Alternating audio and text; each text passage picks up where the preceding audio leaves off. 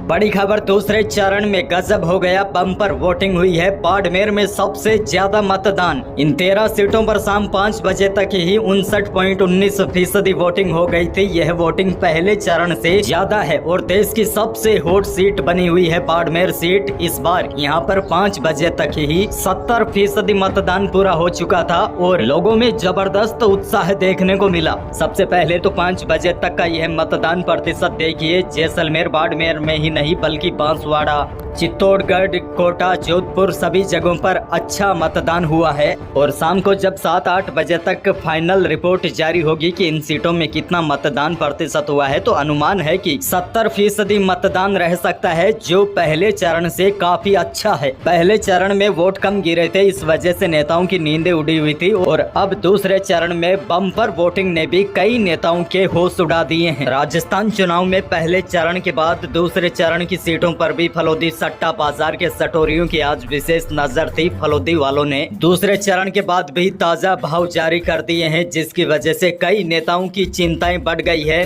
और कई नेताओं को फलोदी सट्टे बाजार ने नतीजों से पहले ही खुश कर दिया है। कौन से नेताओं की धड़कनें बढ़ गई है और कौन से नेताओं का समीकरण बिगड़ गया है, जानेंगे। लेकिन उससे पहले कुछ बड़े अपडेट देखिए। राजस्थान में आज लोकसभा चुनाव के दूसरे चरण में 13 सीटों के लिए वोटिंग हो चुकी है। जोधपुर, बाड़मेर, पाली, जालोर, राजसमंद, अजमेर, भीलवाड़ा, चित्तौड़गढ़, उदयपुर, बांसवाड़ा, टोंक, सवाई माधोपुर, कोटा, झालावाड़ 12 सीट इसमें शामिल है। इन सीटों पर कुल 152 उम्मीदवार मैदान में हैं, जिनकी किस्मत आज ईवीएम में कैद हो गई है। अब बात करेंगे दूसरे फेज की। इन 13 सीटों पर कौन मजबूत है, कौन कमजोर है और फलोदी सट्टा बाजार का नया आंकलन इन सीटों को लेकर क्या है, क्योंकि चुनावों से ठीक पहले 2 बड़े उलटफेर हुए हैं। एक तो बाड़मेर में चुनाव से ठीक पहले हनुमान बेनीवाल की पार्टी आरएलपी, यानी कि जो आरएलपी के लोकल नेता है, वह बीजेपी को समर्थन दे दिया था, जिसके बाद वहां पर और ज्यादा चुनाव रोचक हो गया है। वहीं चुनाव से ठीक पहले पूर्व मुख्यमंत्री अशोक गहलोत के ओएसडी लोकेश शर्मा ने अशोक गहलोत के खिलाफ मोर्चा खोल दिया था। इसका असर भी वोटिंग के दौरान देखने को मिला। और बड़ी जानकारी आपको दे दूं, राजस्थान में जो पहले चरण में चुनाव हुए थे और अब जो दूसरे चरण में चुनाव हुए हैं, इन दोनों में काफी अंतर है। दूसरे चरण में मतदान प्रतिशत बढ़ गया है। सुबह 7 बजे शुरू हुए मतदान में कई दिग्गज नेताओं ने सुबह सुबह ही अपना वोट डाल दिया।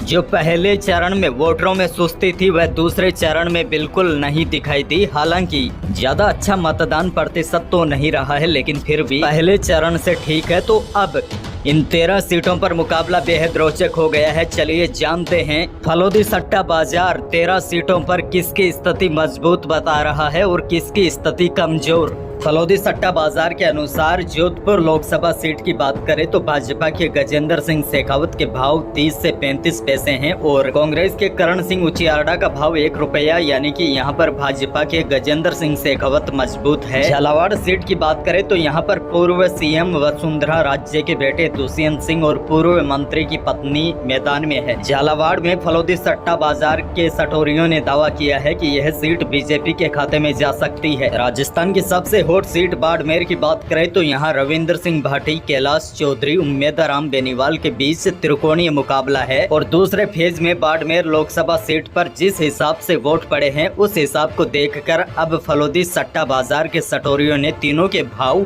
बराबर कर दिए हैं, यानी कि यह सीट किसी के खाते में जा सकती है। यहाँ पर जबरदस्त वोटिंग हुई है। किसके पक्ष में ज्यादा वोटिंग हुई है, यह कहना जल्दबाजी होगी, लेकिन यहाँ पर मुकाबला टक्कर का है। तीनों प्रत्याशियों के ही भाव सेम है। जालोर लोकसभा सीट की बात करें तो यहाँ अशोक गहलोत के बेटे वैभव गहलोत चुनावी मैदान में है और इनका मुकाबला भाजपा के लुम्बाराम चौधरी से होगा। इस सीट पर फलोदी सट्टा बाजार शुरू से ही बीजेपी को आगे बता रहा है और आज भी वैभव गहलोत के भाव ज्यादा है लुम्बाराम चौधरी से, यानी कि लुम्बाराम चौधरी के जीतने के आसार ज्यादा है। कोटा की बात करूं तो कोटा में बीजेपी प्रत्याशी ओम बिड़ला की स्थिति काफी मजबूत है। बांसवाड़ा की बात करूं तो यहाँ पर कांग्रेसी कार्यकर्ता कार्यकर्ता असहज दिखाई दे रहे थे, क्योंकि चुनाव प्रचार में खुद की पार्टी को वोट नहीं देने की अपील ने लोगों को मुसीबत में डाल दिया था। कार्यकर्ताओं ने प्रचार से दूरी भी बना ली थी। अब डूंगरपुर बांसवाड़ा में बीजेपी और बीएपी में कड़ी टक्कर मिल रही है। कांग्रेस प्रत्याशी की उपस्थिति ने मुकाबला रोचक बना दिया है। इसका फायदा यहाँ पर बीजेपी को मिलता हुआ नजर आ रहा है। बाकी चित्तौड़गढ़ राजसमंद यहाँ बीजेपी को पहले से ही फलोदी सट्टा बाजार मजबूत स्थिति में दिखा रहा है। यानी कि दूसरे चरण की इन 13 लोकसभा सीटों में बाड़मेर जैसलमेर सीट फंसी हुई है। जालोर से वैभव गहलोत लुम्बाराम चौधरी को टक्कर दे सकते हैं और बांसवाड़ा में भी मुकाबला बेहद कड़ा है। इन 3 सीटों को छोड़ दे तो बाकी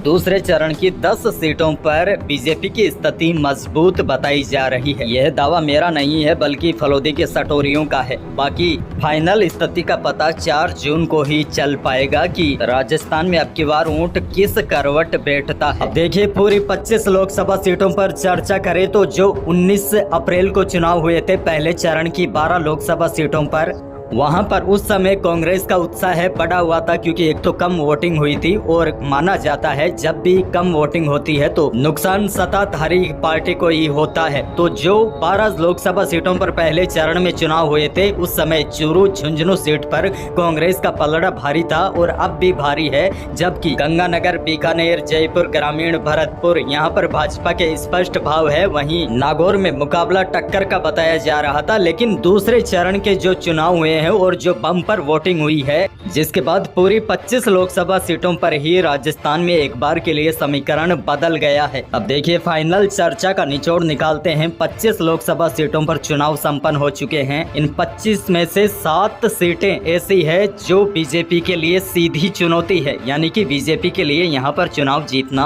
आसान काम नहीं है। इन सीटों की बात करें तो पहले नंबर पर आती है चूरू लोकसभा सीट, जहाँ भाजपा को सीधी टक्कर मिल रही है और यहाँ पर बताया जा रहा है कि कांग्रेस की स्थिति मजबूत है। राहुल कसवा भाजपा के लिए चुनौती साबित हो सकते हैं। दूसरी सीट की बात करें तो झुंझुनू, यहाँ पर भी बताया जा रहा है कांग्रेस का पलड़ा भारी हो सकता है। और बताया तो यह भी जा रहा है कि जालोर में अशोक गहलोत ने अपने बेटे वैभव गहलोत के लिए पूरी ताकत झोंक दी थी, तो यह सीट भी जीतना बीजेपी के लिए आसान नहीं है। नागौर लोकसभा सीट की बात करें तो यहाँ पर भी मामला फंसा हुआ है।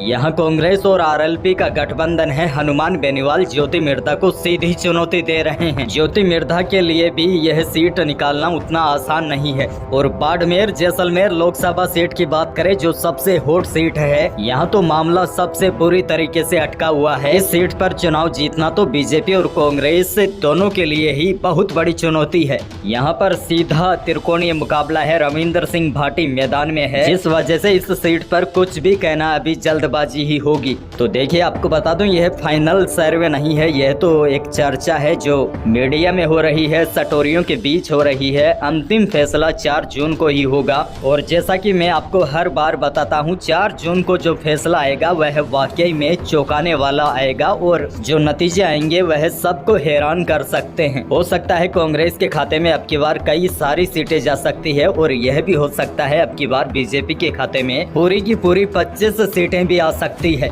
यानी कि सच्चाई का पता जब 4 जून को मत पेटियां खोली जाएगी तब ही 12 बजे तक चल जाएगा कि कौन कितना पानी में है और कौन कितना बाहर।